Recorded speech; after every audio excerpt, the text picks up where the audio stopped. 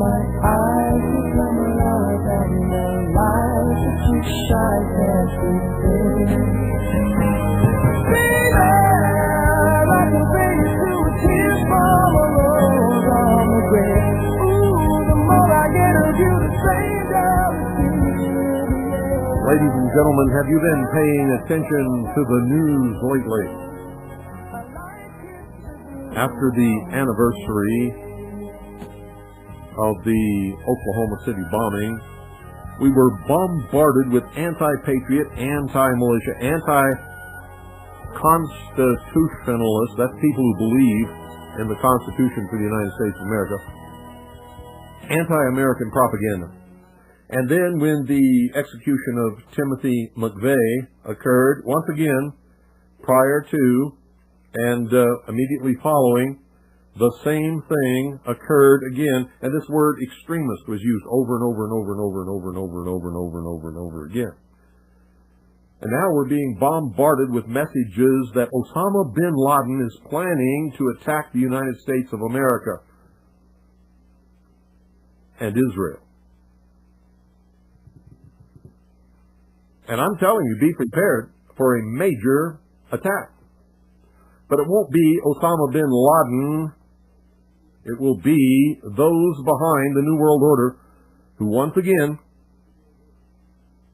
want to take the guns and the freedom away from the American people, because we're the only ones left in the world who can oppose the destruction of freedom in the world and the implementation of a one-world totalitarian socialist government, and that is the goal.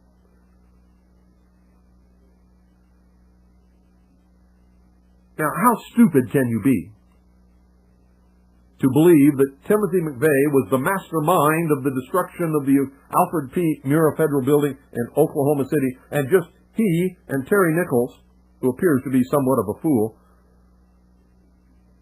plotted, planned, obtained all the different materials, put together a bomb of such force that it brought down what we call in the military a hard target, a target held up by steel, reinforced, concrete columns,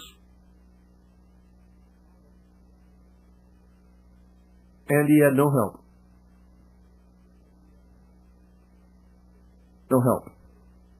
And that there really was no person called John Doe number 2, that was all a mistake, and the drawings and the pictures they put out were not real people, and that was all a mistake. Well, I know that's a lie because Michael Brescia, who is John Doe number 2, the spitting image of the drawings that they put out, wearing the exact same cap that was worn by the man in the drawings that they put out, with the same tattoo on his left arm, stood in front of me for 10 minutes and talked to me in the company of Timothy McVeigh. And Tim McVeigh was not the leader. Tim McVeigh probably didn't say more than 25 or 30 words during the entire time. Michael Brescia did all of the talking. And the last thing he said before they left, in their green Mercury Marquis station wagon with a puke yellow interior, was watch Oklahoma City.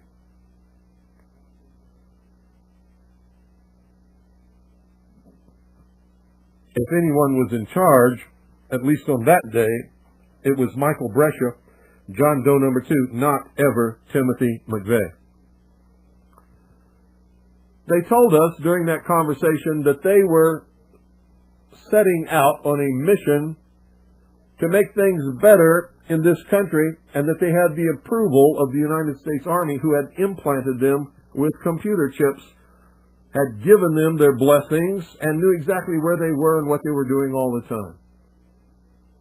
Michael Brescia showed me a place behind his left shoulder and said there was a computer chip that had been implanted under his skin by the United States Army. I felt it.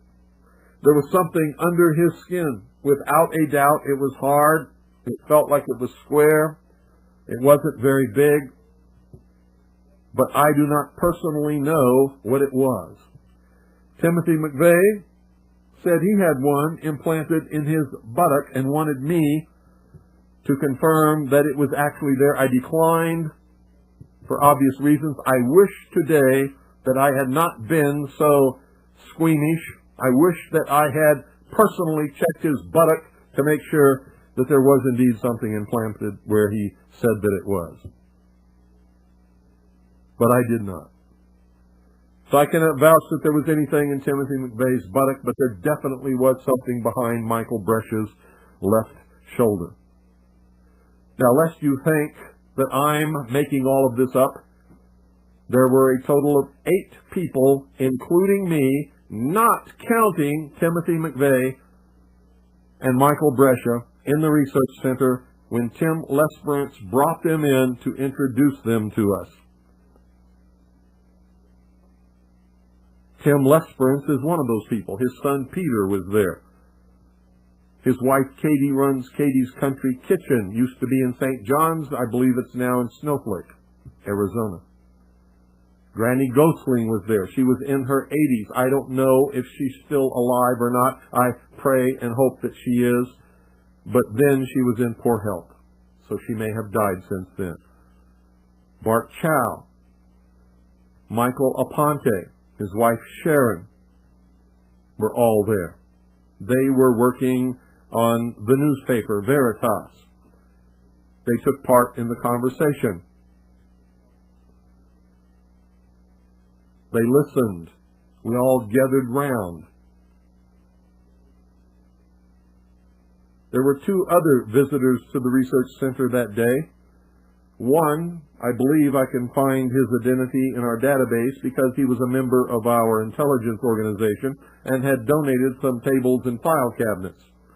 The other, I don't remember who he was or where he came from or anything. He was just there. Maybe somebody else does. So I was not the only witness there. So, FBI Director Free, you are a damn bold-faced liar when you claim that there is no John Doe number 2 and that you claim that you do not know who he is. He's a federal informant, and that's why shortly after they issued the drawings identifying John Doe number 2, the FBI supervisors told all their agents to stop looking for him and to forget about him. He did not exist. Because all of a sudden they realized that John Doe number 2 was one of their very own informants. And that he was already in protective custody.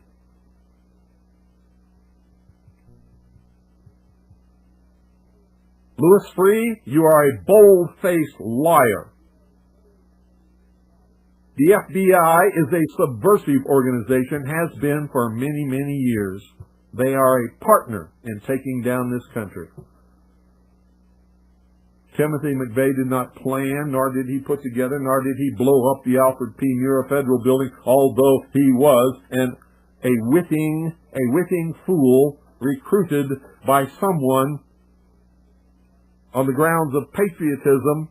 I'm sure he was told that he was going to help squash internal dissidence and terrorism in this country. I'm also sure that he didn't believe that the bomb was really going to go off. I'm certain, just as sure as the day I'm standing here, that he probably believed that if it did go off, it would go off before anyone reported to work, or he believed that it would never go off at all.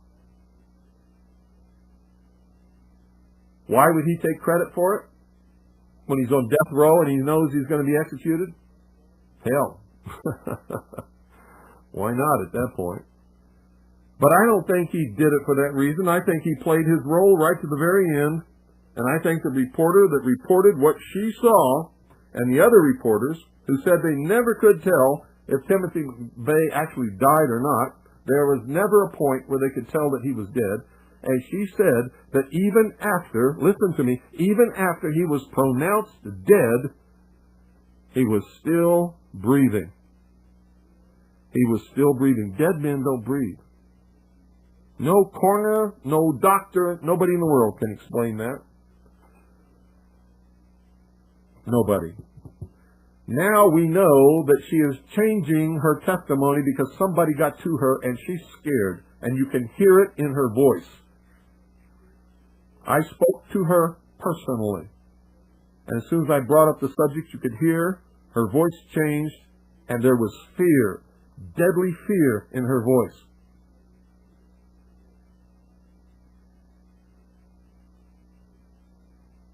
And she never denied what she had originally said, but she told me that she had probably misinterpreted what she saw.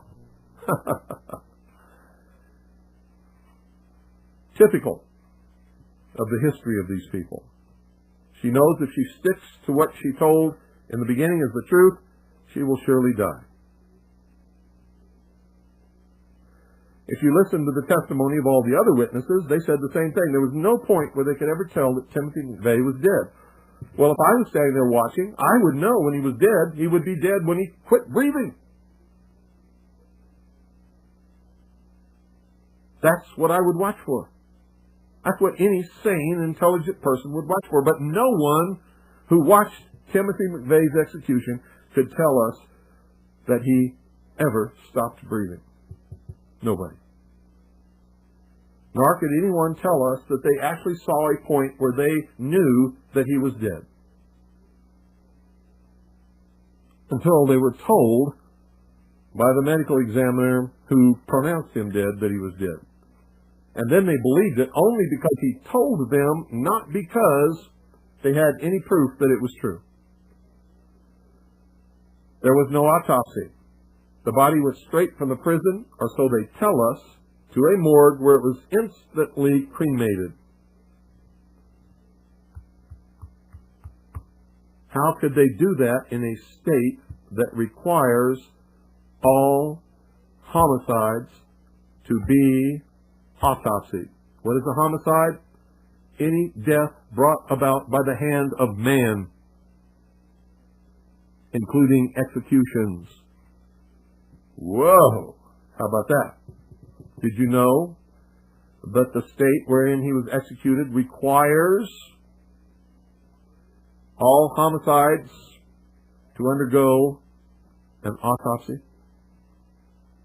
Yet that did not happen in that state. Why? Because the feds claimed jurisdiction and it was not a state execution. Now, get this, folks. The feds have no jurisdiction over anything that happened in Oklahoma City on April the 19th, 1995. Period.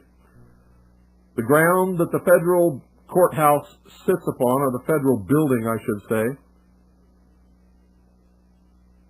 was never deeded and ceded by the legislature of the state of Oklahoma to the federal government. Therefore, the federal government had no jurisdiction whatsoever over that crime.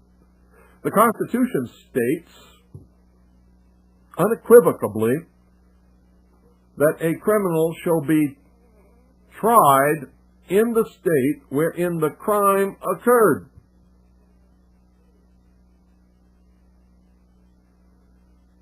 Yet he was tried in Colorado. Where was he executed? He wasn't executed in Oklahoma or Colorado.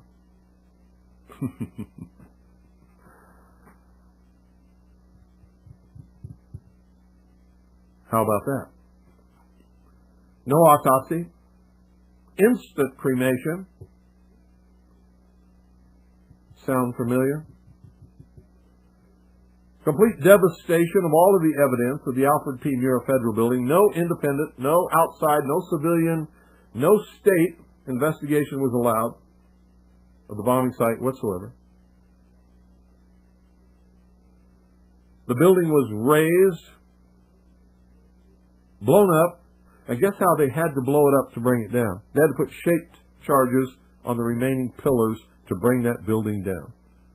Heck, why didn't they do just like Tim McVeigh did and pull up with a, Ryder rent-a-truck and with 4,000 pounds